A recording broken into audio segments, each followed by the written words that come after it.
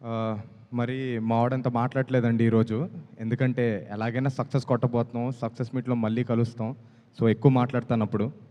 First of all thank you అన్న Chaitanya. Thank you వచ్చినందుకు. అలానే వెంకీ అన్న థ్యాంక్ యూ సో మచ్ అన్న. ఆహ్, అలాగే మీడియా వాళ్ళందరికీ థ్యాంక్ యూ సో మచ్ అండి వచ్చినందుకు.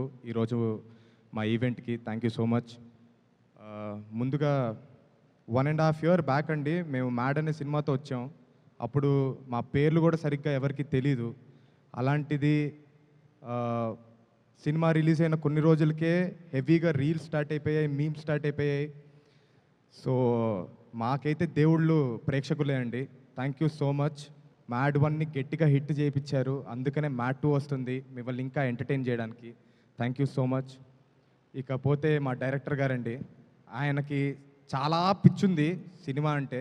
అందుకనే దాన్ని 'మ్యాడ్' అనే టైటిల్‌తో చూపిస్తున్నారు. థ్యాంక్ యూ అండి. కళ్యాణ్ గారు ఇప్పుడు లేరిక్కడ. ఎందుకంటే ఆయనకి ఇంకా మిక్సింగ్ పనుల్లో బిజీగా ఉన్నారు. థ్యాంక్ యూ అన్న. Thank you so much.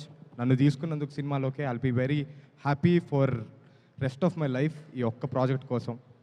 అలాగే చిన్నబాబు గారు, హారిక, అలానే వంశీ అన్న థ్యాంక్ యూ సో మచ్. నా పైన నమ్మకం పెట్టుకొని నన్ను ఈ సినిమాలో పార్ట్ చేసినందుకు థ్యాంక్ యూ సో మచ్. అలాగే శ్యామ్ దత్ గారు ఇరక్కొట్టేశారు.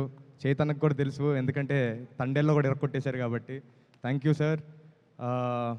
మమ్మల్ని చాలా అందంగా చూపించారు. చైతన్యను కూడా మరి అంత అందం కాదు కానీ ఏదో చూపించారు. Thank you so much sir. ఇకపోతే భీమ్స్ అన్న పార్ట్ 1లో ఒక క్రేజీ పాట ఇచ్చాడండి మాకు, కాలేజ్ పాప అని. అన్నీ సూపర్ పాటలే, కాకపోతే ఒక పాట మాత్రం బీభత్సంగా జనాల్లోకి వెళ్ళింది. వెరీ గ్లాడ్ ఫర్ దాట్ అన్న. థ్యాంక్ యూ సో మచ్ మాకు ఆ వండర్ఫుల్ సాంగ్ ఇచ్చినందుకు.